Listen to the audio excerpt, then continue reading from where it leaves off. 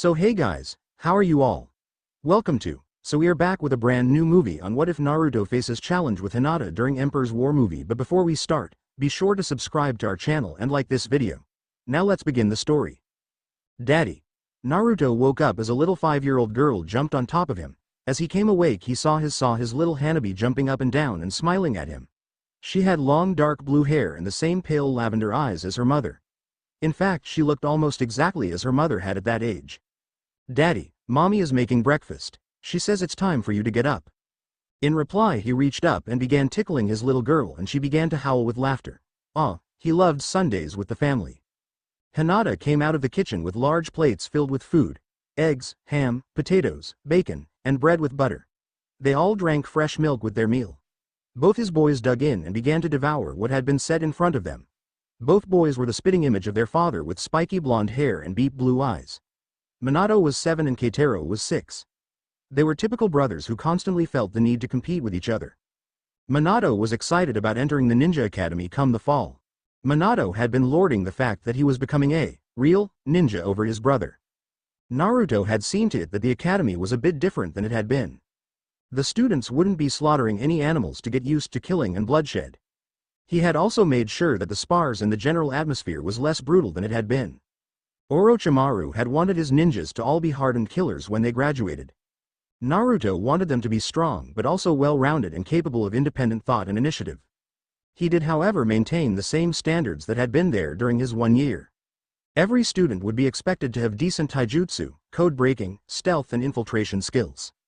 They would also need to be able to perform the basic academy jutsus: henge, transformation, body switch, body flicker, and at least one elemental jutsu in whatever element they happened to be strongest in. The students also learned how to set traps, detonate explosive tags, walk up trees, and walk on water. They were expected to learn all this within 4 years, by the time they were 12. If they had difficulties they could have up to 3 additional years of remedial training. If they were unable to pass the graduation test after 7 years of instruction they would not be recognized as ninja. His son Minato would be part of one of the academy's larger class. There would be 12 of them. His father had told him that back in his day there was a second test administered by the Jonin instructors. If it was failed the students went back to the academy for another year. Orochimaru had ended that practice. He wanted his ninja in the field, not in the classroom. Squads of 3 were assigned to a Jonin sensei who was required to accept and train them. Being given a squad was considered to be an assignment just like any other. Naruto had decided that there would be no second test by the Jonin. Honestly, he thought it would be pointless. If they could pass the academy graduation test they would become ninjas and receive a hite. He wore his around his forehead and Hinata wore hers around her neck. All the ninjas of the village wore one. Originally Naruto and Hinata had decided to stop wearing their old leaf hiteites as the reminders were too painful. Haku of course had been stripped of his and had no wish to ever look at the leaf symbol again. That had been fine, until they began recruiting former leaf nins to join their new village. Some of them continued to wear the leaf symbol with great pride. Others had thrown their hiteites away and did not want to be reminded of the old village. The issue had caused dissension and hard feelings, and so Naruto had finally come up with a solution. All ninjas of the village of Minato wore hiteite with the symbol of a cherry blossom. There were cherry trees throughout the land and so it seemed a fitting symbol of their new village.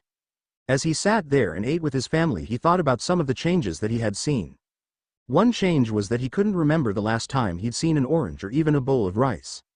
The local farmland was rich and now that farmers were protected and allowed to work the land in peace there was plenty of food.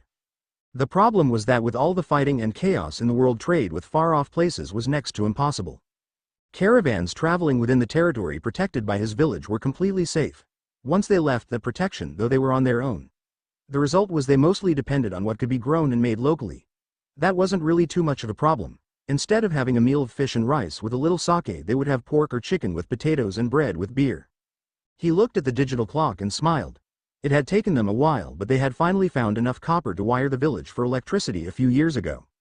He and Shikamaru had designed some windmills that would power the local generators. Occasionally on still days he or someone else would have to cast a few wind jutsus, but they had electricity.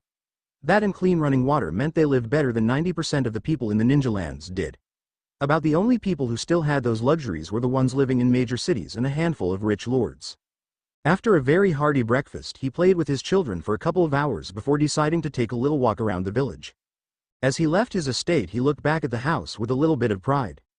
It was a large two-story building with 30 rooms. It was the largest building in the village, larger than the assembly or the tower. Most people referred to his home as the Namikaze Mansion. Hearing that made him laugh, as his current home wasn't a tenth size of the one he'd grown up in.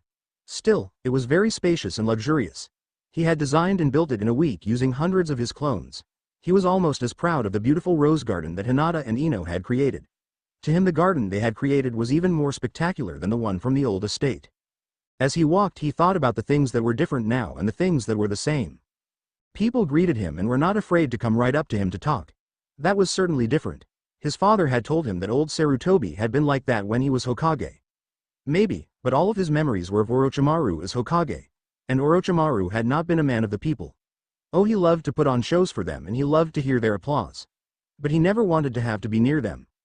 He thought about his vast estate and about those of the other clans. That had definitely not changed. Even as he tried to share power among all the people, the ninja, and especially the clans, were given favorable treatment. There was really no avoiding that if he wanted to recruit them and keep them. As he walked along the streets, there was no Anbu squad detailed to watch him. There were no Anbu, period. Partially that was because there were just not enough ninja in the village to make an entirely separate organization really necessary. More difficult tasks were simply assigned to the better ninjas. Naruto doubted that he would ever create an Anbu even if the numbers rose enough later. In his eyes, every ninja in the village was already part of an elite fighting force. Creating an elite within the elite seemed to be a bad idea to him. He wanted people to feel united, not separated. Then there was the question of money. With a smile, he reached in and pulled out Gamachan, his frog wallet. He knew the thing looked silly, but it had been a long ago gift from his dad and he loved it. He pulled out a thick wad of Ryu notes in 50, 100, 500, and 1000 denominations. Haku was on the 50. A shy-looking Hinata was on the 100. He was on the 500 with one of his big cheesy grins. And the 1000 bore the image of his father. Growing up, he had never learned much about economics or given money much of a thought. One of the many lessons he'd learned was that nothing had a set value. Things were only worth what someone would give you for them. All the old Ryu notes became worthless overnight. Every individual, nation, read every independent city and every feudal lord with his own troops, began making their own. The value of these notes varied, but one constant was always that they were worth the most in the place where they were printed, a lot less in neighboring lands, and they were nothing but colored paper beyond. His village's money was no different, though as they continued to expand, each new village or town that joined them was required to accept the notes at their full value. Reaching to the bottom of his wallet, he pulled out a couple tiny gold coins. Each one had an image of his father on one side and a cherry blossom on the other.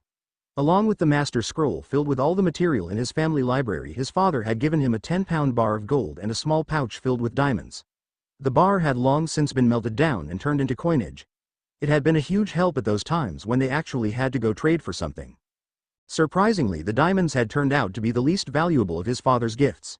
Each one was so precious it was almost impossible to get enough trade goods to make it worth selling. Over the years, he had only sold a few of them. He took a number of them and made a magnificent diamond necklace for his wife.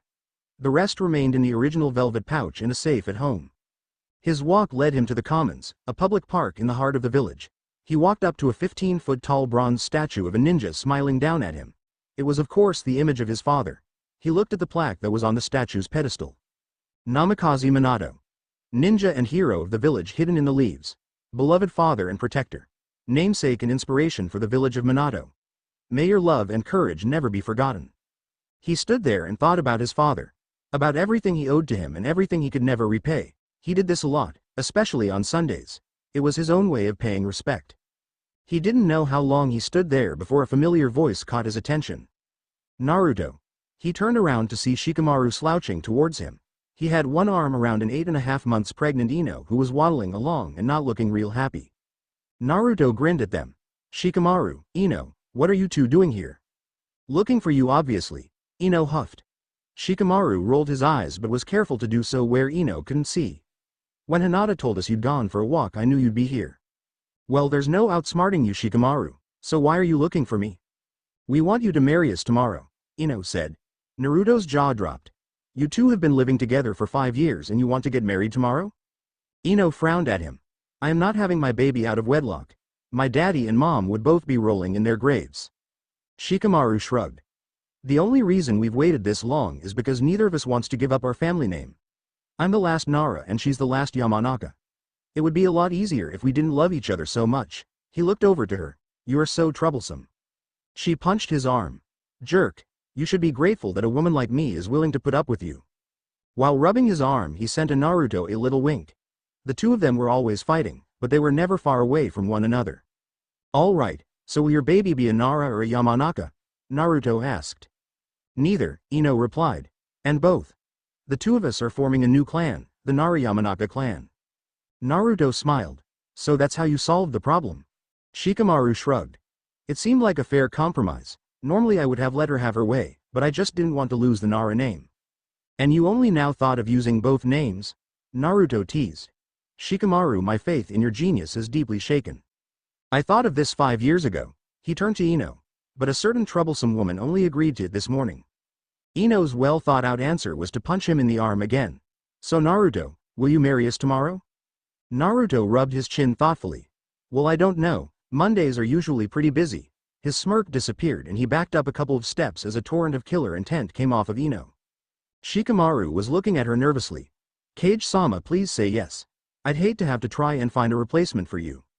Naruto sent an apologetic look at the angry woman. I'm very sorry, Ino. I was just kidding there.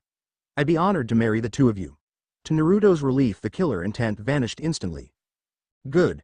The wedding's going to be at 4 at our home, so you had better be there at least half an hour early. And there will be a lot of pictures, so I want you in your cage robes and they had better be clean. I also want you to give a little speech at the reception since my dad won't be there. You know, nothing too emotional. Just maybe 15 minutes about how much the two of us mean to you. Then. Naruto stood there listening.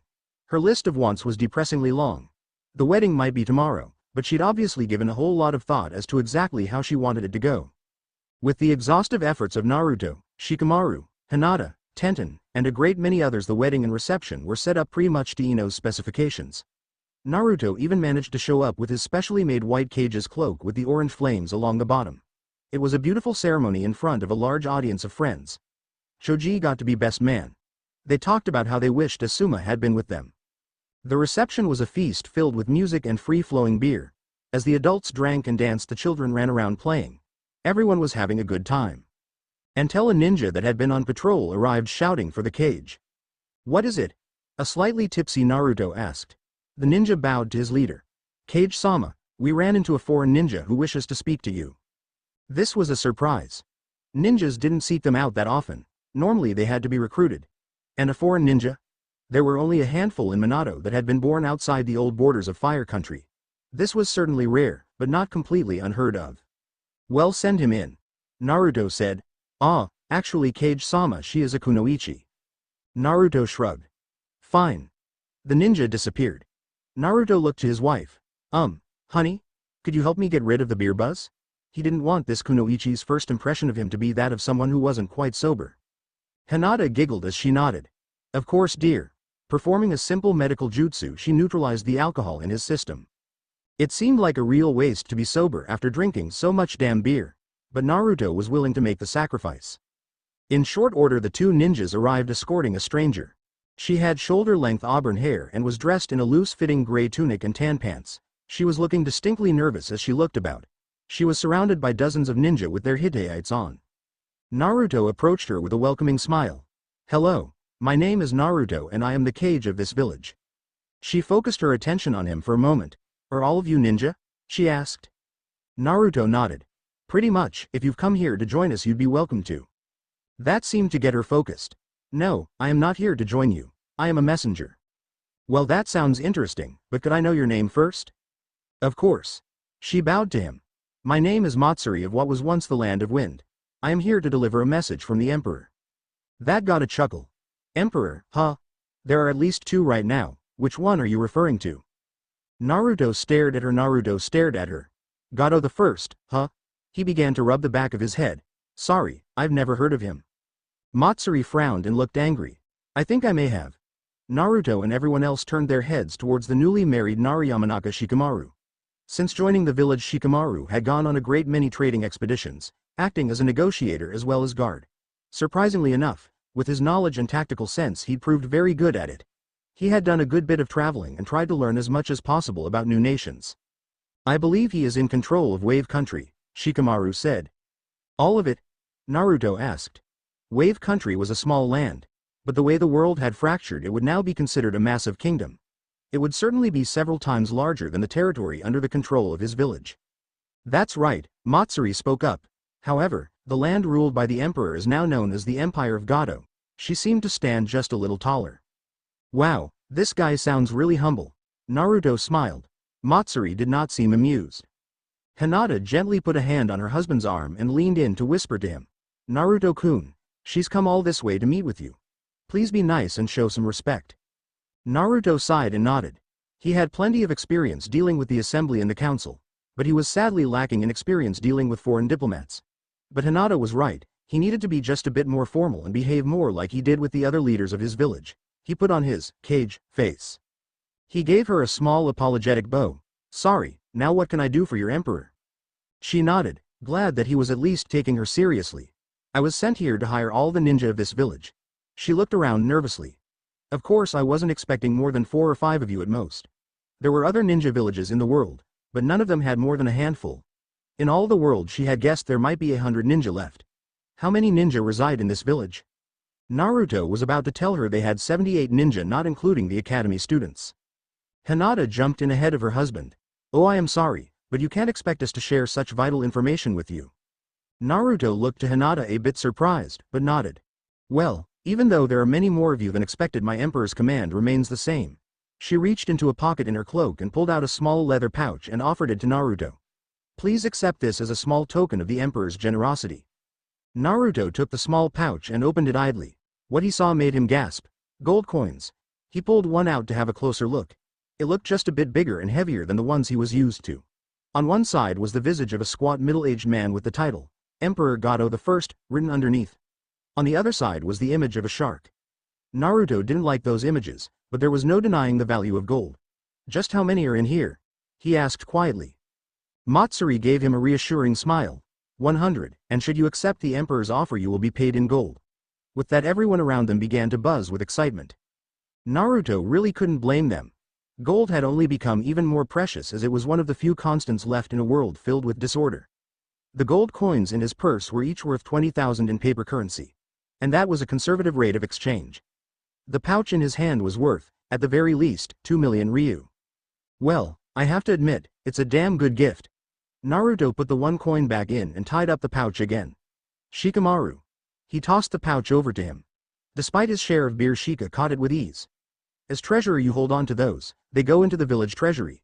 It was important for people to see that the gold belonged to the village and not to him.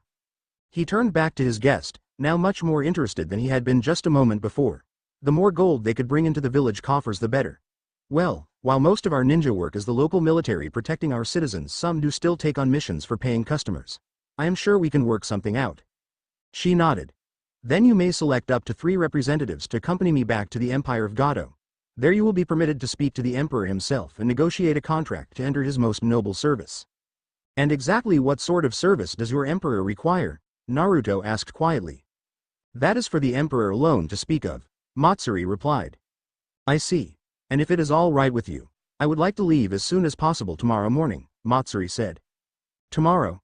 Naruto asked in surprise. Wave Country is at least a week from here. Wouldn't you at least like to rest for a few days? We have an inn and you would be welcome to enjoy a few days as our guest. She shook her head. I would be happy to accept a room and a meal, but I would still like to leave as early tomorrow as possible. I have many other duties and I need to return to the Empire as soon as I can. There was something else that urged her to leave, but she knew better than to reveal it. Very well, we'll leave shortly after sunrise, Naruto answered. We? Matsuri questioned. Naruto nodded. That's right, I'll be one of the 3 who accompany you. He grinned a bit. I'm looking forward to meeting this emperor. Matsuri was escorted to the inn while Naruto gathered the council together for an impromptu meeting back in his home. Fortunately, almost the entire council was present for the reception and thanks to Hinata they were soon all sober. This was not the first time he had ever called a meeting of the council in his dining room. Minato was the size of a small town and there was a familiarity between all of them. So after Hinata had put their kids to bed she had gotten them all some milk and then stood beside her husband. Technically she had no right to attend a meeting of the council, but they were all friends and no one was going to try and make it an issue. Naruto looked at the 7 members of the council. There was Neji, head of the Hyuga clan. One of the tiny bright spots that had come of Konoha's end was the end of the caged bird seal and the split within Hyuga. Neji wore the caged seal, but no one else ever would. There was Choji, head of the Akamichi clan, munching on some wedding cake. There was a very unhappy Ino and a bored-looking Shikamaru. There was Inuzuka Hana, matriarch of the Inuzuka clan. She had married and her ninja husband had agreed to change his name to preserve that of her clan. There was Haku, who along with him and Hinata were the original founders of the village. The three of them were also the only ones to know a terrible secret that could easily tear the village apart. And at the end of the table was the most senior ninja in the village. Yosh, Guy said with his usual enthusiasm. Kage-sama who will be going on this mission. Naruto shut his eyes, knowing he was going to get an argument. Me, Shikamaru, and Neji will go. As usual, you Haku will be in charge in my absence. Haku nodded. He was absolutely devoted to Naruto for saving his life, and would do anything for him or for his family. What? Ino got to her feet and screeched. Naruto had known this was coming. You want to take Shika from me the day after we get married? You want him to miss the birth of our child? I'm sorry Ino, I don't want to do this, but the needs of the village have to come first. I am going to need Shikamaru's intelligence and negotiating skills with me to get us the best contract possible. I don't want to be away from my family for weeks either. He reached out and gently took his wife's hand. But I have to go. For something this important I have to be there to make the final decision. Ino inhaled to start shouting when she felt Shikamaru's soothing touch on her arm. Ino, he said quietly. Don't yell at Naruto for doing what you know he has to.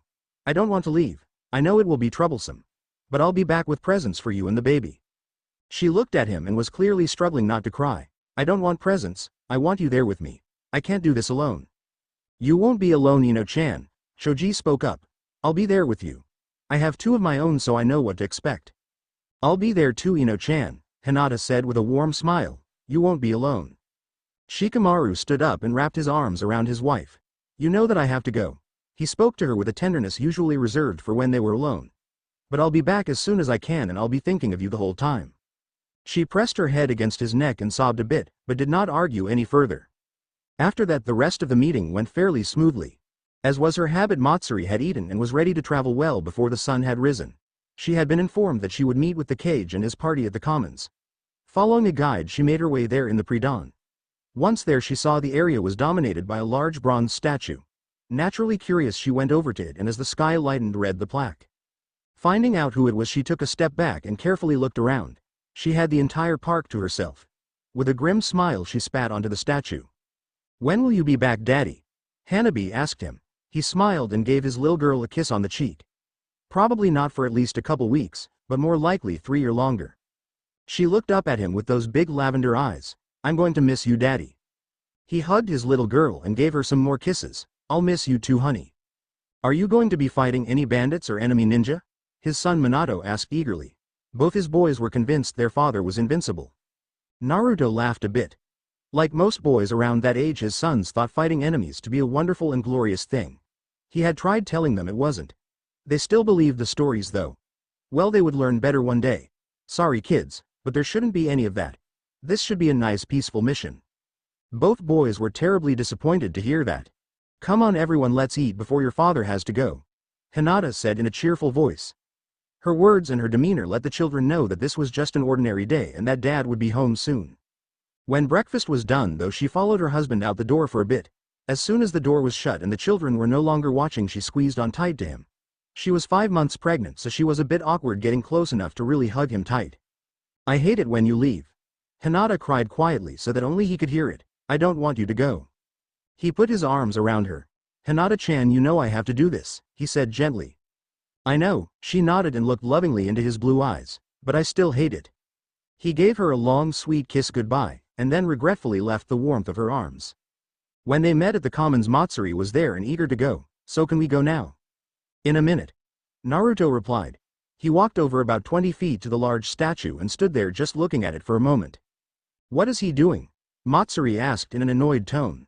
He is honoring the will of fire by remembering his ancestor. Neji spoke proudly. Matsuri's head snapped around. His ancestor? Yeah, Shikamaru answered lazily. Naruto's clan name is Namikaze. He is the only son of Konoha's Yellow Flash. I see. Matsuri replied in an indifferent voice. Neji was a master of reading body language. He noticed the way she stiffened and would have bet that had his Byakugan been active he would have seen a sudden rise in her heartbeat. Interesting, why such a strong reaction? Neji of course gave away no hint that he had noticed anything.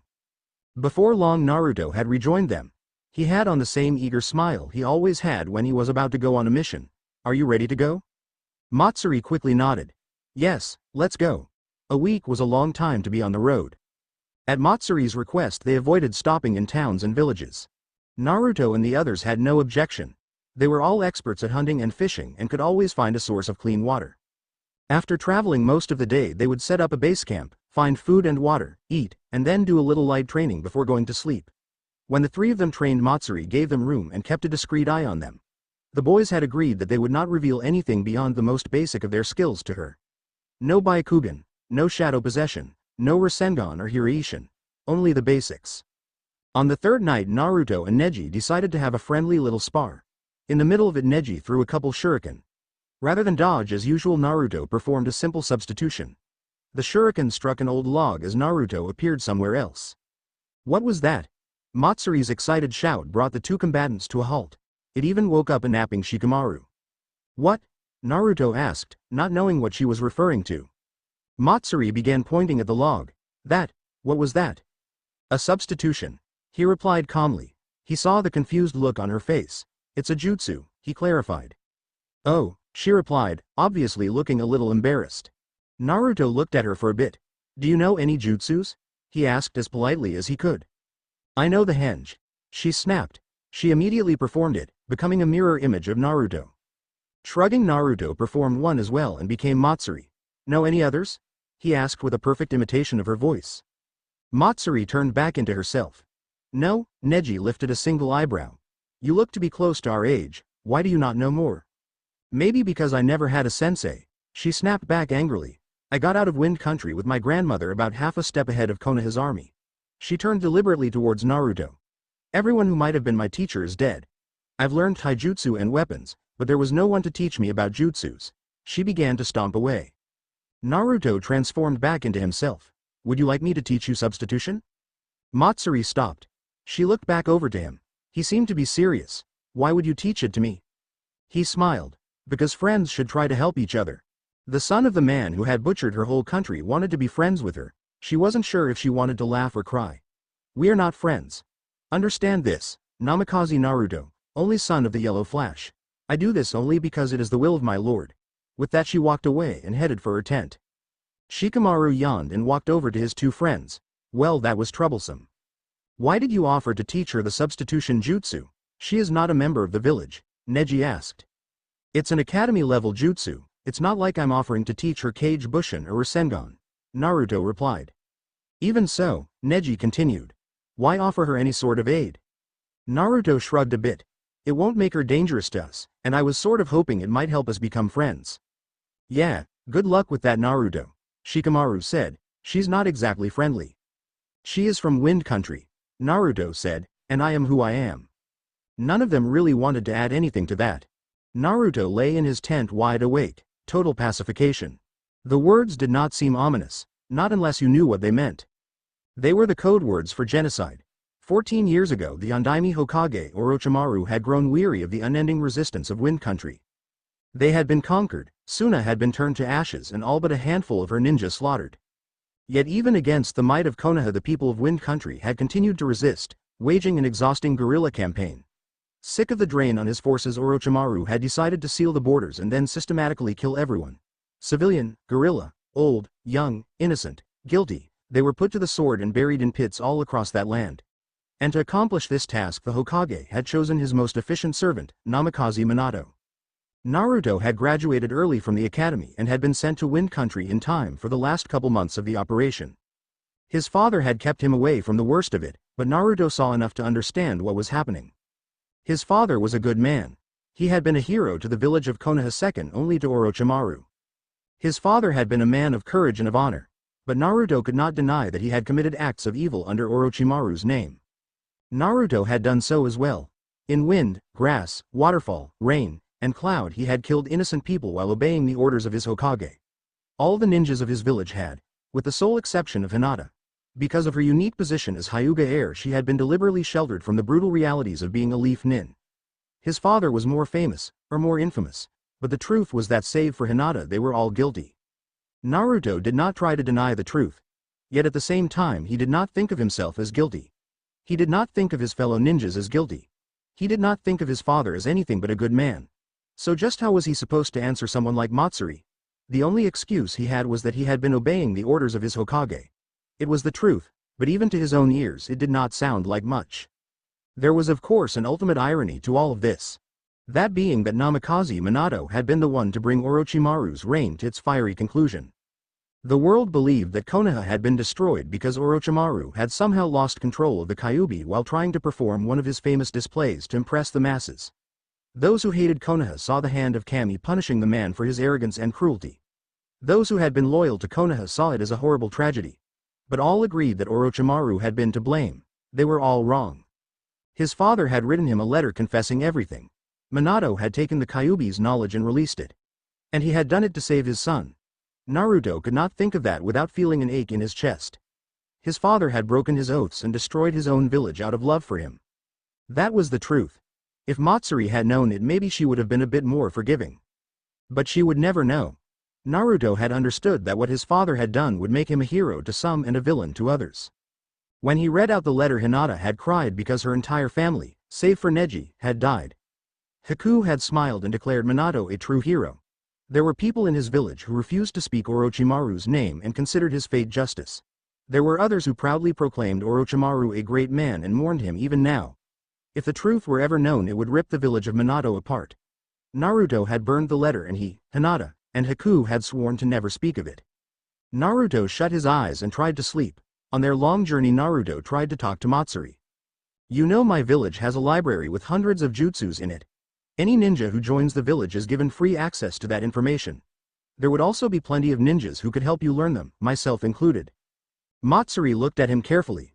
Are you trying to make up for past crimes? No, Naruto said flatly.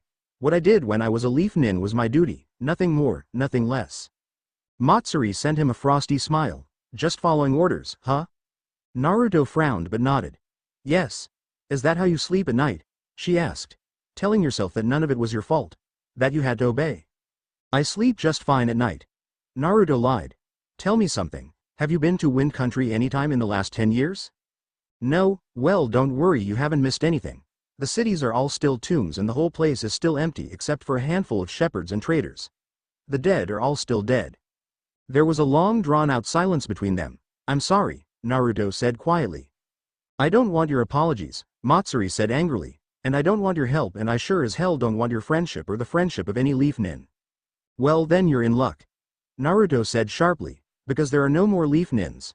There is no Konoha, no Hokage, no Fire Country, that is all gone now. Just like the people who used to live in Wind Country, do you expect me to just forget? Naruto shook his head. No, just as I will never forget my father or my home, but there is nothing that I can do about the past. Whatever I say or do, the dead remain dead. All I can do now is try to make the world that is a better place and to learn from the past. That won't ever make me forgive or forget. When I was in your village I felt like I was in hell surrounded by demons wearing shiny Hittites. Whatever you do, I will never forgive any of you. Then why are we here right now? Naruto asked. Because it is my lord's will. I endure your presence because he commands it. That doesn't mean I want to get to know you or spend one more second with you than I need to. She stomped away. Naruto stood there and watched her go. There were just some battles you were just never going to win. After 7 days they finally arrived at the coast. Matsuri led them up a wide road to a large fortress made of earth and wood. Naruto had a good eye for construction and he guessed the place had not been there for more than 6 months or so. Matsuri entered the fortress alone while the three of them waited outside. Pretty big fort to be just sitting here by the water's edge, Naruto commented. Shikamaru nodded. It must be guarding the bridge. Directly behind the fortress was a large stone bridge that back out of sight over the ocean. Someone must think this bridge is worth protecting, Shikamaru said. After a few minutes Matsuri came out of the fort's gates and called them to enter. Inside they spotted a few hundred soldiers all wearing identical gray tunics and most of them carrying pikes or bows. They were all looking towards them with fear. They know we're ninja and they're scared of us, Naruto thought. Running along the bridge they came to a spot near the end where the stone gave way to wood for a short section perhaps a quarter-mile long. The difference was as noticeable as a scar on someone's face. Was this bridge damaged in a storm? Naruto asked. No, Matsuri answered indifferently. The bridge has been incomplete since before the end of the Empire of Konoha. It was only finished less than a year ago. Why would you go to the trouble of building so much of a bridge and leave it unfinished? The architect who was working on it had an accident, Matsuri said. After that, the local lords decided it was better to rely on shipping rather than on the bridge. Naruto thought that rather odd given how much had been built, but didn't bother to ask any more about it. At the end of the bridge was a small village. The people there looked rather shabby and on the thin side. In fact, the only ones who looked well fed were the soldiers who were marching or training in the village. Another thing that stood out were the banners that seemed to be everywhere. They were blue with the white outlines of a shark. Naruto recognized it as the same symbol from the coins Matsuri had given him. There seemed to be a great many soldiers here, Neji commented. Yeah, they would be pretty hard to miss. Shikamaru commented. It's also pretty hard to miss the way they're looking at us. Everyone who looked their way looked scared, even the soldiers. Naruto had done a lot of traveling both before and after founding his new village. He had seen these looks before, but not for more than a decade. This was how people in the occupied lands had looked at him when he was still a leaf nin. It was a look that said there were wolves loose and that the wolves were about to turn on them. How many soldiers are there in this village? Naruto asked. Matsuri gave him a sarcastic grin. Oh, I am sorry, but you can't expect me to share such vital information with you. Of course. Naruto gave Neji a glance. Neji understood and quietly activated his Byakugan. He kept it active for a minute as he did a rough estimate of all the soldiers within a 2-mile radius. Then he deactivated and mouthed the words, 5,000. Naruto nodded and they continued to follow Matsuri. In the world they lived in, battles were often fought with each side having only a few hundred men. Only city-states or very wealthy nobles could raise armies of a few thousand. That meant this emperor had a very large military at his disposal. Somehow Naruto was not surprised. A few miles past the village they came to a large stone palace with a central pagoda 3 stories high with wide slanted roofs. The palace itself was surrounded by a 20-foot-high outer wall and moat. It was an impressive building and it was the center of a huge army camp filled with tents and marching soldiers and shark pennants blowing in the wind. If there are less than 10,000 soldiers here, then I am a kunoichi, Neji said quietly. Man, I can already tell this is going to be troublesome, Shikamaru complained. Naruto said nothing. The interior of the palace was a stark contrast from what they had seen in the village. The floors were covered with thick rugs and the walls had paintings and silk drapes. Electric light filled the palace and all about them were items of gold and silver. Matsuri led them to a large hall just outside the throne room and then left them. Naruto didn't think it a coincidence that guards began to drift into the hall by ones and twos until there were 20 of them. Unlike the common soldiers, the palace guard had blue uniforms and they all wore armor made of sheets of plate mail. But that was not the most interesting thing about them. Naruto, Neji said in a whisper. These men, they can mold chakra. I know, Naruto answered in an undertone, they're all ninja. The throne room doors opened and another palace guardsman stepped out. He was perhaps 6 feet tall and as bald as an egg. On his back he wore a large battle axe. I am Captain Shimizu. His Imperial Majesty will grant you an audience. Come. Naruto nodded and led his ninja into a vast throne room with an arched ceiling. The space was filled with more shark pennants and with paintings and statues of the short stumpy man who had to be the emperor. Before them was a marble dais with a single throne simply covered in gold and purple. Naruto's opinion was that it was gaudy as all hell. Back in the village of Minato he didn't have a throne room or a throne or a bunch of statues that looked like him. Naruto met people in an office sitting behind a desk. Horns sounded. Yes, actual horns. Shimizu and the other guards immediately dropped to both knees. Shimizu glared at the 3 visitors. Fall to your knees in the imperial presence. No, Naruto answered sharply. We are freemi and we kneel to no one. His father had told him stories of how Orochimaru had demanded that people prostrate themselves before meeting him. So far as Naruto was concerned, that would never happen again. You dare defy the will of the emperor? Shimizu demanded. We aren't his subjects and we never will be. Even if we enter his employ we will not kneel. The most we will ever do is bow to show him our respect. But we will never kneel and show him submission. His words clearly angered Shimizu, but Naruto did not care. Respect is enough for right now. A voice called from behind the throne. A short man who was a copy of the paintings and statues appeared and mounted the steps towards his throne. When he seated himself he told his guards that they could stand. The man was wearing a large black cylinder of a hat and a flowing robe of gold and blue. Matsuri was nowhere to be seen. Naruto and the others gave the man a deep and respectful bow. Emperor-san, Naruto spoke. I am Namikaze Naruto, the Kage of the village of Minato. These are my fellow ninja and also clan heads and members of the High Council Hyuga Neji and Nariyamanaka Shikamaru. We have come here in answer to the invitation extended to us to inquire what services we may perform for you. Gato crossed his hands in front of his face. His eyes were hidden behind small sunglasses. Are you really Namikaze Naruto, the second flash of Konoha? From the corner of his eye Naruto could see some of the guards looking rather nervous. It had been a very long time since anyone had called him that. But for those who remembered, the second flash had once been considered one of the world's most powerful ninja. I am. Gato smiled a bit. Can you prove it? Naruto nodded. I can if you will allow me to perform a jutsu. The guards seemed to become more nervous. Go right ahead. Gato replied. Naruto held out his palm and a mass of swirling chakra came into being. This is the Rasengan. It is a special attack jutsu created by my father. Besides myself and my father, the only other people ever taught it were Jiraiya and Kakashi. I am the only person in the world who now knows it. Does this satisfy you? Gato nodded. It does. I used to spend time in Konoha and I'd heard of the Rasengan. Gato's smile widened. Oh, to have the second flash serving me. It looks like things are going my way. Naruto allowed the chakra in his palm to dissipate. I take it then that you wish to employ us. Bet your sweet ass I do. He might be an emperor, but he still talked like a money-hungry thug. I'll pay you 250 gold coins a month and I'll pay each of your men 50. I'll also throw in bonuses for special missions. What do you say? For assignments like this, the pay was usually split 50-50ths between the ninja and the village. Naruto would donate all his pay to the village. That meant the village could make 300 gold coins each month. Or the equivalent of 6 million ryu. That was too much income to turn down. I am afraid that's not enough for the second flash. Shikamaru spoke up. I am afraid you will have to pay him 500 a month and we'll each need 100. Naruto had to struggle to keep his face blank. Gato was already offering them a fortune of their services. To demand double seemed crazy. Fine, Gato answered without batting an eye, but you begin immediately, starting tomorrow. Naruto looked to Shikamaru with genuine awe. Shikamaru just shrugged as if to say, yeah, I'm a genius, but it's troublesome. Naruto looked back at the emperor. Very well, Emperor-san, what duties do you require of us? Gato's smile got wider. I have a whole lot of things in mind for you. But to start with, I want some assassinations. Naruto stood at the very base of the sea cliff.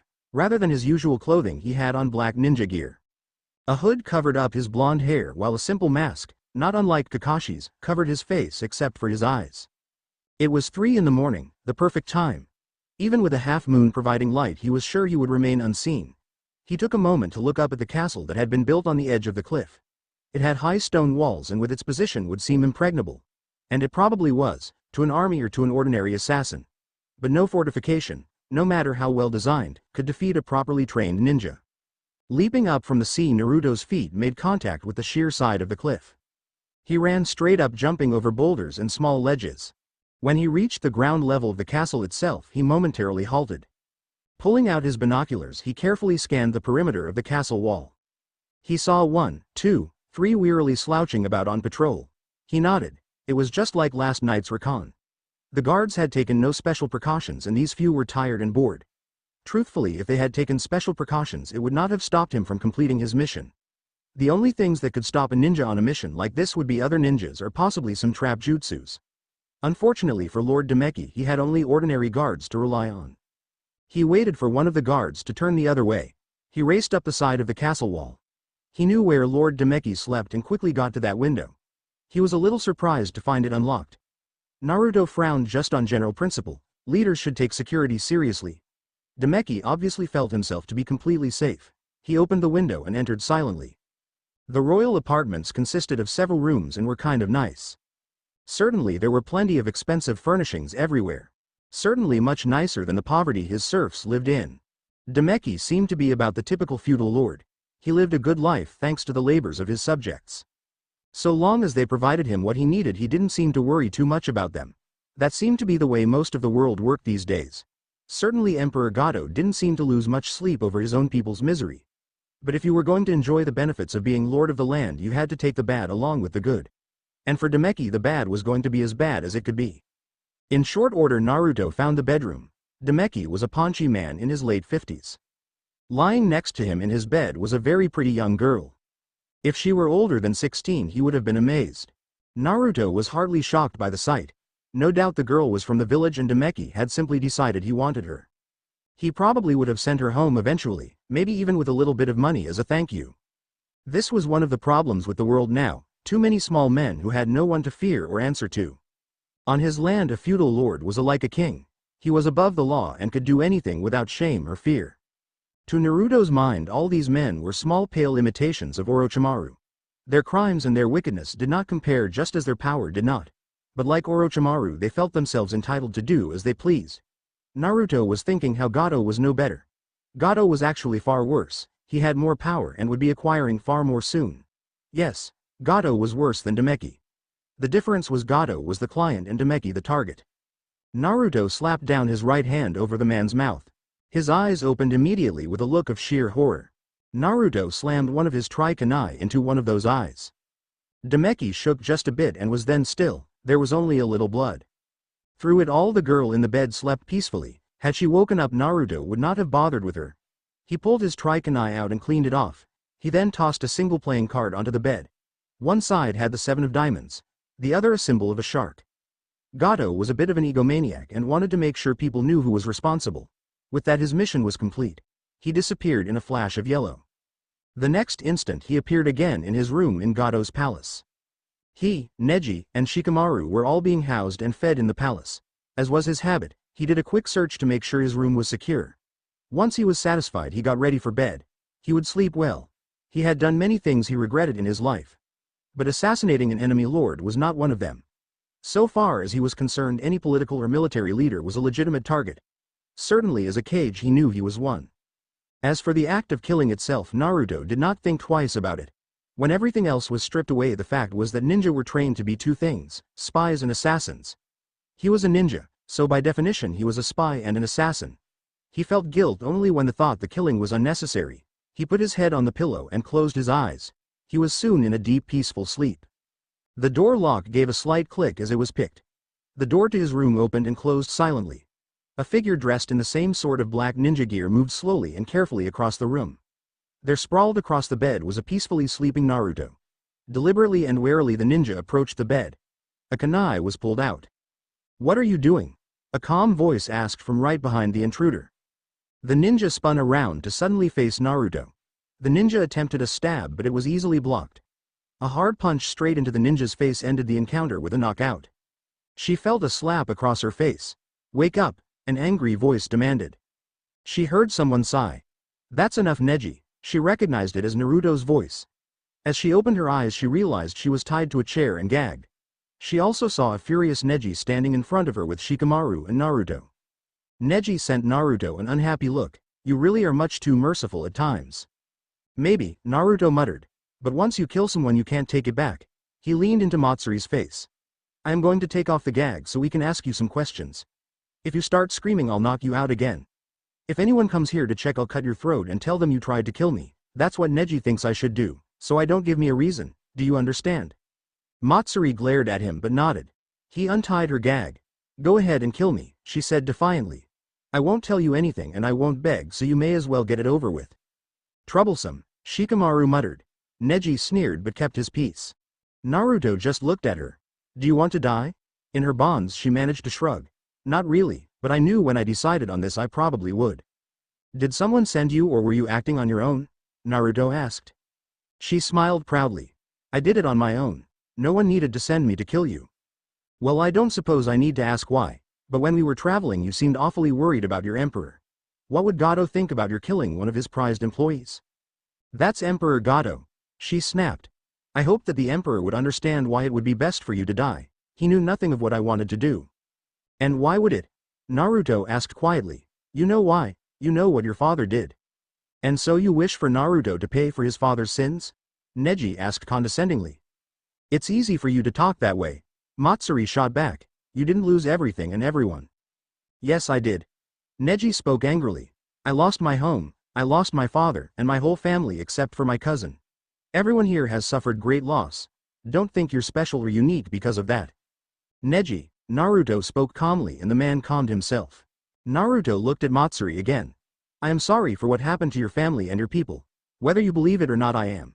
But I can't change what happened, and I'm not willing to die just to soothe your pain some." Matsuri sent him a wave of killer intent. "I am not your enemy, not unless you choose to make me one. And I have no wish to kill you. He took his kunai out and sliced through the rope holding her. But if you attack me or either of my friends again you will die. Now go. She remained in the chair and stared at him. You're going to just let me go? She looked at him suspiciously. Why? Because I don't have a contract on you and I don't consider you my enemy, Naruto said. He tried to get through to her. I can't change the past, Matsuri. All I can affect is the present and the future. If you can leave the past behind I can see no reason why we need to fight each other. But if you refuse to let go of your hate then I will kill you. Now get out of here before I change my mind. She got slowly up to her feet and quickly fled. As soon as she was gone Neji frowned at his leader again. You really are too soft. I know, Naruto muttered. So what did your Byakugan reveal? Was she telling the truth? About this being her idea, yes. But she lied when she said that Gato didn't know about this. Well, that's wonderful. Naruto looked to Shikamaru. Shika, what do you think? Is Gato planning to betray us? Shikamaru frowned. It sounds like Gato didn't order it. Instead Matsuri decided to try and kill you and went to Gato for permission. Which he gave her, Naruto grumbled. Shikamaru nodded. Right, my guess is Gato isn't sure whether to honor the contract or not. If he sees a good opportunity to kill us he just may take it to avoid paying us. On the other hand he may be too scared of us to try it and he might think it's safer to pay us off. If he tries to break our contract we'll kill him. The other two nodded. All right, let's get some sleep. Naruto created another shadow clone to act as a guard as he slept. There was already one in each of his friends' rooms. Unlike some lords, Naruto did not take security lightly. Naruto smiled and took the starting position for crane style. Ready to get your ass kicked, Neji? Neji took on one of his amused smirks as he activated his bloodline and slipped into a Jiyuken stance. For the good of our village I will try not to injure you, Kage-sama. From a safe distance Shikamaru was lying in the shade of the castle's outer wall. You know, you two are drawing an awful lot of attention. That was certainly true. Most of Gato's other ninja were out in the courtyard watching. They gave them a very wide berth, as if afraid they might get swept up in the fighting that was about to commence. Not only ninja but many of the guards who were supposedly on duty, and soldiers who were supposed to be drilling had also gathered round. Naruto shrugged. If they want to watch they're welcome to. Neji nodded while remaining in his slightly stooped pose. It is our duty as ninja not only to perform missions but to train to keep our skills sharp in between missions. He frowned over at Shikamaru's direction. You should be sparring as well. Too troublesome. Shikamaru yawned and tried to take a nap. Naruto chuckled. Leave him alone, Neji, otherwise he'll be complaining even more than usual. You ready? Neji gave a curt nod. Ready. Let's go then. Naruto launched himself forward. He aimed a punch at Neji's head which seemed to leave him wide open. Neji frowned. He blocked the punch with his left as he rolled to his right, deliberately not taking advantage of the opening. He and Naruto had sparred together many times and were closely matched. Naruto had blinding speed and great strength. Without resorting to any ninjutsu. Neji had great skill with his unique fighting style, powerful defense, and the patience to find real openings when Naruto got too aggressive, which he usually did. The two of them were quickly lost to everything but their own personal battle. For the two of them it was simply a normal spar like 100 others. To the people who were watching it was anything but normal. Ordinary soldiers and ninja alike marveled at the sheer speed and skill of the battle they were watching. It was impressive, and more than a little frightening. Even without using jutsus they moved at an inhuman pace, almost too fast for the eye to see. For the other ninjas it was a humbling sight and did more than anything else to remind them exactly how wide the gap was between them, these three visitors. As Shikamaru rested with his eyes closed he was not quite as relaxed as he seemed. He brought his hands together and made an "oh" with them as he considered their situation. They had been in Gato's employ for all of 2 weeks now. He had to at least give Gato credit for one thing. Having been given a unique resource he had not been slow in using it. The three of them had assassinated over 30 targets, all of them either the leaders or military commanders of the neighboring villages and towns. It had been a very astute move. It not only destroyed the enemy leadership but spread terror among the ranks.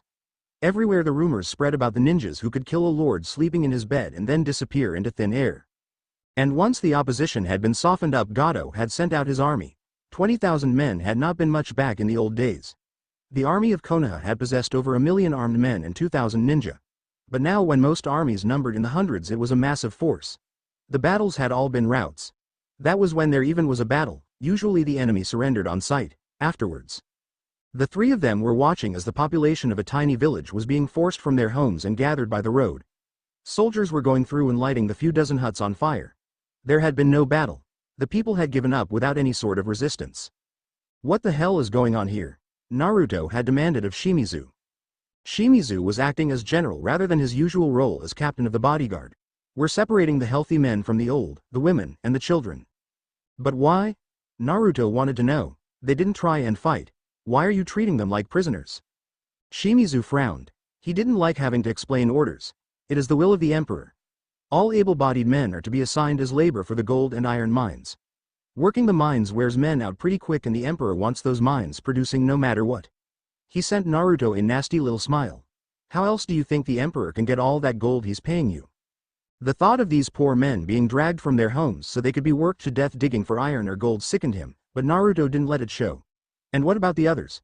You're burning their village down, so you obviously aren't going to leave them in peace. These people are farmers. We'll be taking them back to Wave. The emperor has lands there that they can work. Naruto stared at the man. Why move them all the way there when they have their own farms right here? Because they'll be a lot easier to watch and control. Shimizu snapped back. The emperor wants these people to work and work hard, and he doesn't want any of them sneaking off if they don't like it. Naruto turned away, understanding exactly what that meant. Down on the road he could hear women and children screaming as their husbands and fathers were being led away in chains. He could find only one tiny bright spot. At least these people would be allowed to live. He saw Matsuri was not too far away. She was also looking at the scene. Proud of yourself? Naruto deliberately sounded light-hearted as he approached her. What was that? Matsuri snapped. Naruto nodded to where chains were being put on the men while their families were being herded away. I asked if you were proud of what you helped bring about today. You've just turned these people into slaves. And now families are being torn apart while their homes are burning to the ground. So aren't you proud? She glared at him. This is the emperor's will. Naruto smiled. I guess that means you're just following orders then. To Matsuri's credit, she at least had the decency to look ashamed. She broke eye contact and looked at the ground. This is different, she muttered. It always is when you're the one getting the orders. With that, Naruto walked away. It had been like that everywhere the army had gone. The population would be rounded up. The healthy men would be separated out. The soldiers would loot whatever they could and then burn everything down. The countryside was slowly being emptied so as to provide people to work in the emperor's mines and estates. And we're helping the process along. We're even profiting from it. Shikamaru frowned and wondered if so long living in the village of Minato had softened him. He had not been an active duty ninja for very long before the Night of Fire.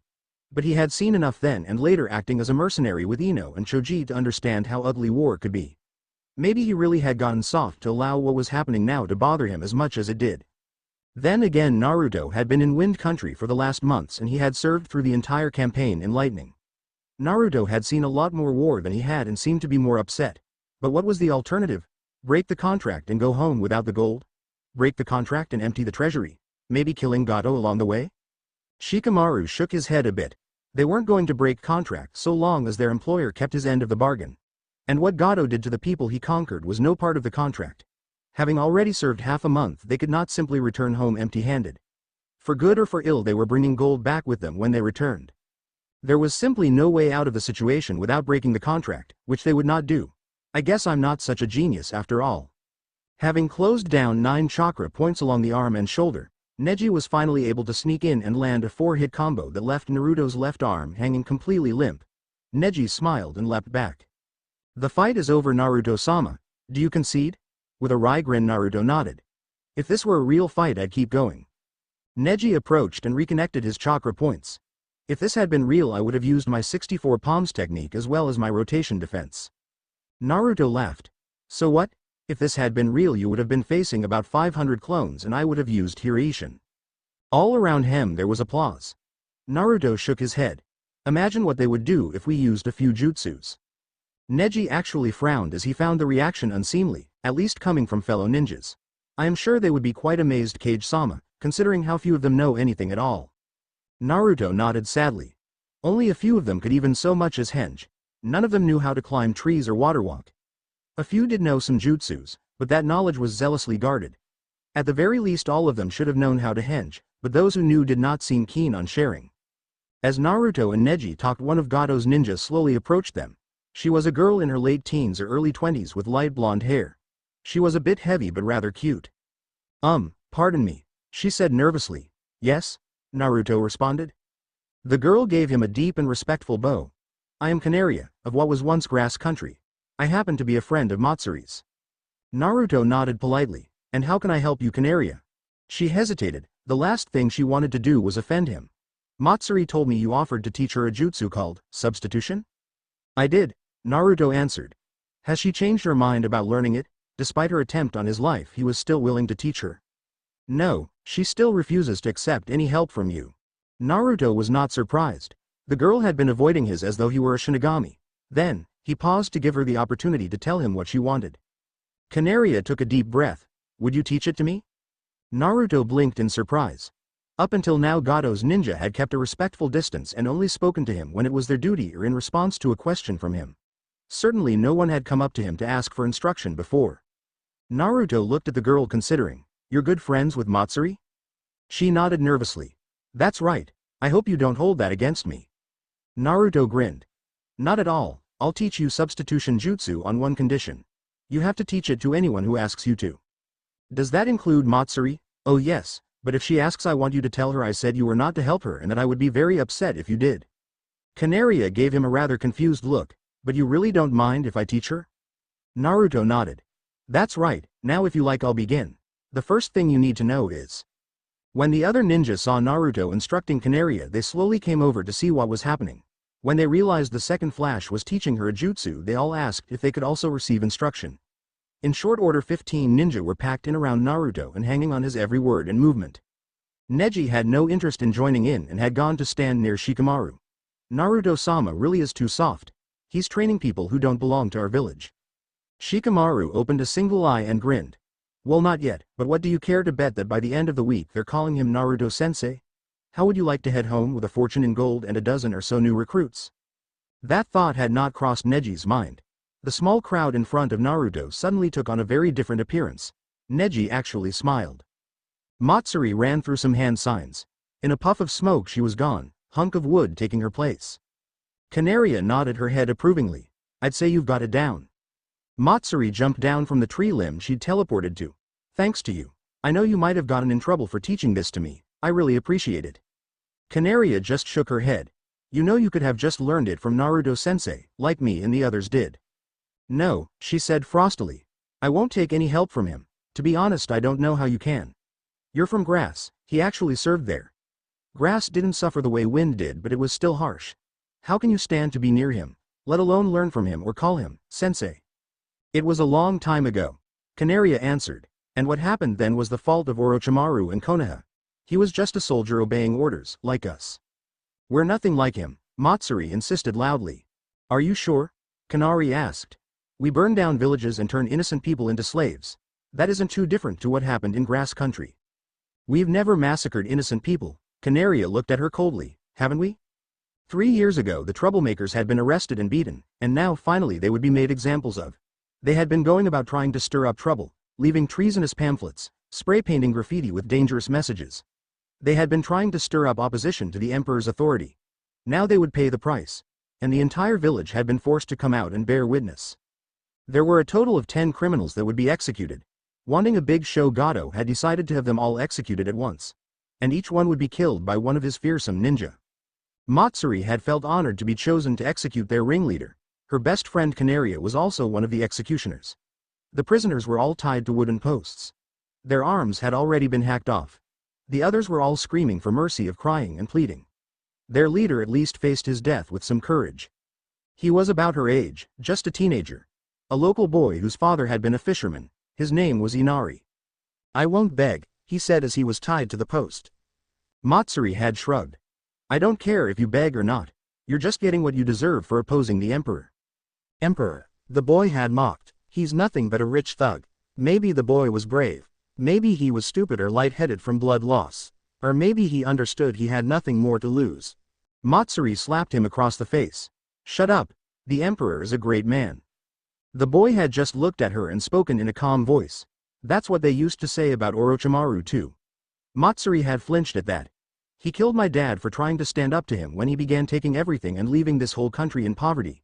He killed my granddad for trying to build the bridge that could have given the people a chance to get back on their feet.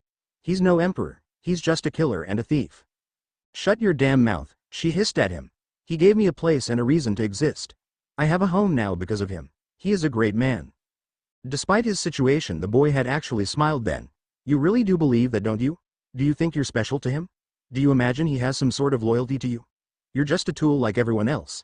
He'll use you and then throw you away the second he has no use for you. Liar, the Emperor would never do that to those who are loyal to him. He does it to everyone, and he'll do it to you too eventually. When the order had finally come, she'd actually been relieved to kill him. That was completely different, Matsuri insisted. They were rebels. They were kids spray painting walls and handing out leaflets. Canaria replied. They didn't deserve what happened to them. Just like all those people who we forced from their homes didn't deserve that. It's not the same. The Emperor has never asked us to slaughter whole villages and cities. Her friend looked at her knowingly. If he did, what would you do? Matsuri shook her head violently. He would never do that. But if he did? Don't ask me that. She shot back. What we're doing is different. We're fighting for the Emperor's dream to bring peace and unity back to this world. Orochimaru had the same dream. Canaria pointed out. The hard look her friend gave her made her sigh. Look, Matsuri, there's something you should know. I'm leaving. I've had enough of this. Leaving? Matsuri was stunned. They'd known one another for years and had joined the Emperor's service together. She was the closest thing that Matsuri had left to family. That's right, Canaria said firmly. Maybe you can fool yourself into thinking there is some sort of nobility to all of this, but I can't anymore. But where will you go? You don't have any family, you don't have a home. I've decided to go to the village of Minato and try to start over. Naruto-sensei has extended an open invitation to anyone who wants to go there. You'd betray the Emperor? Betray? Canaria gave her best friend a hard look. We weren't born into his service, we came here and signed on as mercenaries, or have you forgotten that? This was never a lifelong commitment. I joined up by choice and now I'm leaving by choice. Matsuri looked pleadingly at her friend. But what about me? I'm sorry, but you won't come with me and I can't stay. You sent for me, Emperor Gato? Naruto gave his client a respectful bow. The man sent him a greasy smile and nodded. Yes, I have. Tell me, Naruto, how have you enjoyed working for me? Well, you have certainly kept us busy. He was careful to sound neutral. As I trust you are satisfied with our services, I expect to receive our first month's payment tomorrow. Well, of course, Gato replied smoothly. There is certainly no denying you earned it. But I have a job for you and your men. There were some rebels that have been giving me trouble and I've recently learned the location of their hidden base. I want the three of you to get air and dispose of them. Rebels? I haven't heard about any rebels. I've tried to keep their activities quiet. Gato handed over a folder with the information. I'd like you and your men to take case of this immediately. Naruto took the information and gave it a quick look. He was rather surprised to note the rebel base was only about 10 miles away. I'll take care of this myself. I don't need to bother my friends with it. Gato frowned. I want all three of you to take care of this, I insist. This is very important and I want no mistakes. Naruto gave the man a cold and calculating look. I understand. He turned to leave but stopped as he opened the door. Emperor-san, I think you should know something. Yes? Naruto gave him a look that made the man very nervous. You will pay us what you owe us, in one way or another. With that, Naruto left. Meeting with his friends, Naruto handed them the folder and quickly explained what the mission was. The three veteran ninja shared a look. Troublesome, Shikamaru muttered, but not wholly unexpected, Neji added. Naruto shook his head wearily. Come on, let's go and get this over with. 10 miles away, the three ninja came to the spot marked on the map. It was a small abandoned mine. With no hesitation, the three of them entered. Well hidden a few hundred yards away were two men. One had a pair of binoculars, while the other stood nervously over a large switch. Well? The second man asked nervously. Relax, the man with the binoculars told him. We have to give them a few minutes to get deeper into the mine. He allowed 3 minutes to pass, and then nodded his head. Do it. The other man pressed down on the switch. The earth shook with a thundering crash. They could both see the huge cloud of dust rising from the hillside. The entire mine entrance and the whole hillside was gone. The 100 pounds of explosives had done the job. The man with the binoculars nodded, happy with the result. The Emperor will be pleased. XXXXX. What's going on? Matsuri asked one of the other ninja. He shrugged. I don't know, the Emperor ordered us to assemble in the courtyard. There was a sense of unease as she and the others left their quarters and went outside. The sudden assembly was unexpected, and the unexpected was rarely welcomed. As the ninja gathered, Matsuri noted that all of them except Canaria and Shimizu were present. Soon after, some of the soldiers came out to assemble as well. Or so she thought, until they formed a huge square around them and took their swords out. The ninja quickly took their own weapons out, but as more and more soldiers joined the ranks around them, it became clear they were doomed. What are you doing? Matsuri shouted at the men. We're all on the same side. Not anymore. All eyes turned to the platform that overlooked the courtyard. On it the Emperor had just made an appearance along with Shimizu and a tied-up Canaria. Emperor Gato. Matsuri cried out. What are you doing? We are your loyal servants. I suppose some of you still are, Gato said dismissively. Though I'm sure some of you plan on betraying me like this slut here. He nodded to Canaria. I think I should let you all know I've decided to do some downsizing. I need to cut my costs, and since you ninja are paid in gold I've decided to get rid of you except for Shimizu. Matsuri stared up at the man she had served faithfully for years. The man she'd fought and killed for. The man she had given her complete and total faith to. You can't mean that, she said dully. You can't really mean to kill us just to avoid paying us. Then he smiled, the cruel smile she'd seen often before, just never directed at her. It's just good business. Human life is cheap, gold is precious. Besides, you weak ninja aren't worth it. You're not that much tougher than regular soldiers and you're way too expensive. He chuckled. And the ninja that are worth it? Well, they're really too expensive. Naruto-sensei will make you pay, one of the ninja shouted. That drew a large laugh. I doubt that, he and his 2 men are already dead. His laughter was harsh and choppy. Did any of you really think I would ever hand over so much gold? You mean you were always going to betray them? Matsuri asked. Gato nodded. As soon as I realized who they were I knew they were too dangerous and too expensive to keep around. But it worked out just fine. I got a lot of good service from them and it didn't cost me a thing. That really is the best sort of business.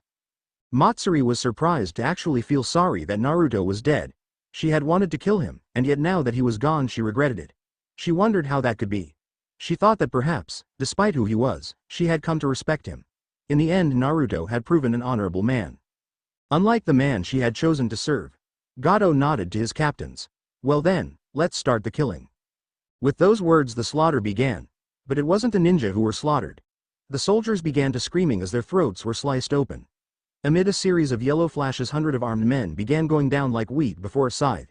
Seeing their comrades being massacred right in front of them the rest dropped their swords and ran away screaming. With that a familiar figure appeared in front of all of them. He calmly took out a rag and began wiping the blood from his kunai and hands. You know, for someone who supposedly spent so much time in Konoha you have no idea what a real ninja is. Naruto sounded quite calm and relaxed. One would never guess from listening to him that he had just killed a few hundred men. He looked up at Gato with a look of contempt. Did you really think we would fall for such an obvious trap? Do you even have any idea how many battles and ambushes have survived? Gato stared down at the man and felt the blood draining from his face. But, you were blown up. Shadow clones idiot. Naruto said disdainfully.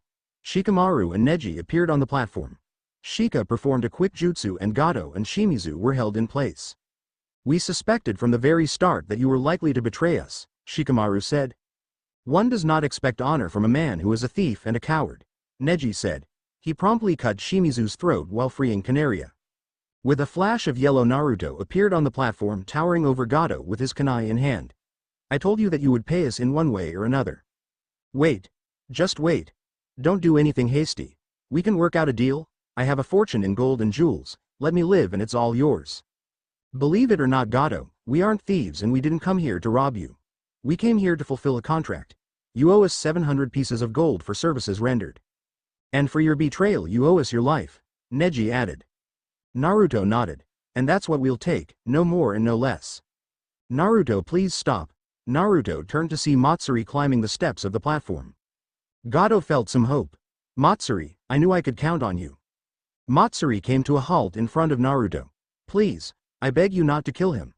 Gato smiled while Naruto looked amazed. Please let me be the one to kill him. What? Gato looked at her in horror. How can you betray me? Matsuri gave him a look of smoky hate.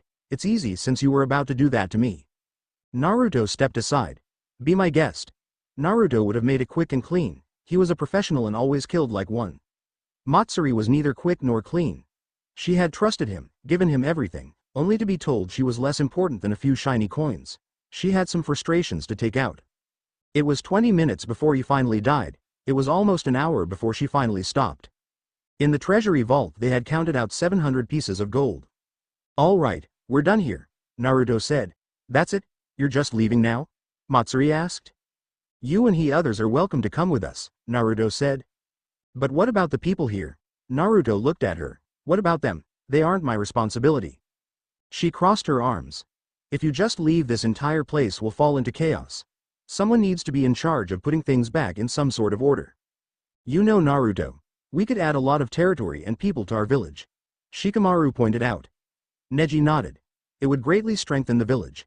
And the people here would finally have a government that wasn't bent on just stealing from them. Naruto saw all the eyes turn in his direction. You think we should take over? As when they nodded. He sighed. This was going to be troublesome. Thanks for watching. Also remember to subscribe and like this video. See you in the next video.